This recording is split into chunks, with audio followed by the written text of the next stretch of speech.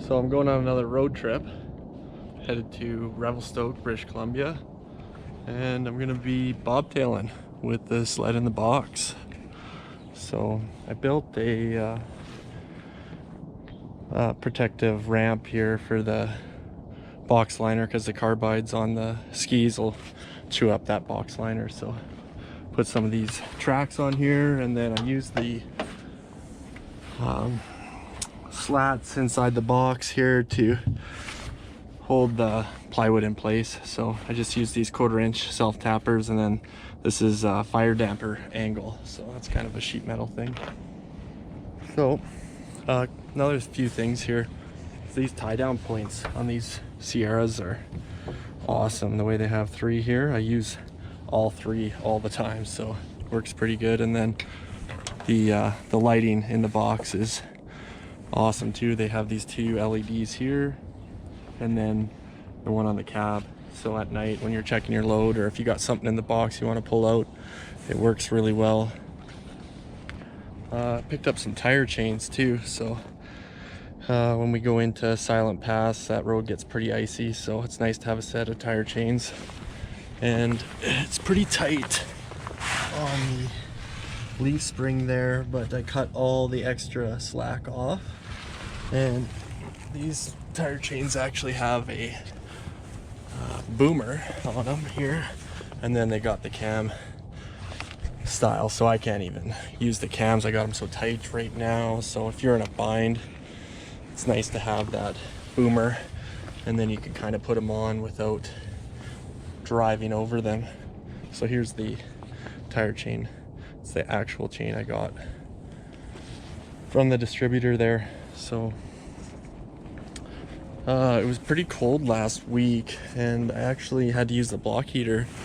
Got it pretty nice set up here, but it was kind of funny. It was only it was about -10 when I plugged it in, and when I turned it on, the engine fan came on and wouldn't shut off. So basically took it into the dealer, and there's a some sort of glitch in the programming where if you plug it in and it's warmer than -18 Celsius, it'll trip a sensor, and then it goes into full cooling mode. So they're gonna have an update on that, I'd imagine. So the other thing too is these dampers on the front here. There's actually one missing on the top, so that's not a defect. I was kind of wondering about that. I talked to the service manager, and they actually come without that from the factory, so if anybody's wondering what's going on there. So I just wanted to show you my little setup here. I got it packed up, so for 2 guys it works pretty good if you're towing a trailer, and then 1 guy obviously with the sled in the box. I got enough room for all my gear inside, and obviously I could take another passenger, but it's got it works pretty good. So excited to get on the road here. I'm all loaded up. Just wanted to show you guys the ramp here. I got it offset to the passenger side just so I could get the ramp in a little bit easier. Sled's got a couple bruises from riding in the trees. Get her tuned up before next season, kind of run her until, yeah, it's got a tear in the seat too. Run her until spring, and then tune her up and put her away. I'm just about ready to hit the road here. Just reset the trip odometer, and I'm gonna get some directions. So directions to Revelstoke, British Columbia.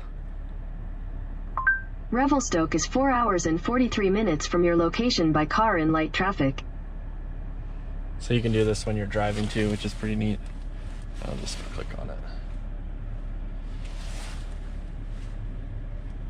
Right there. Head southwest toward River Glen Drive, so southeast, then turn right onto 418 River kilometers, Glen Drive southeast. And that's probably about 300 miles. So we'll see what it gets for fuel economy.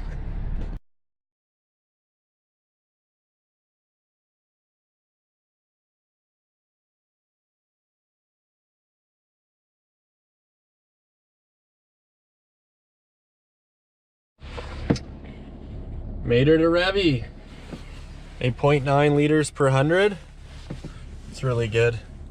So one of the things I really like about this truck, especially driving it up the mountain passes, is the low end power in the motor. I've talked about it before, but this thing makes peak torque at 1500 RPM, and it's just really nice to drive. So when I was coming up, you know, passing guys, it, you know, powers up the hills nice.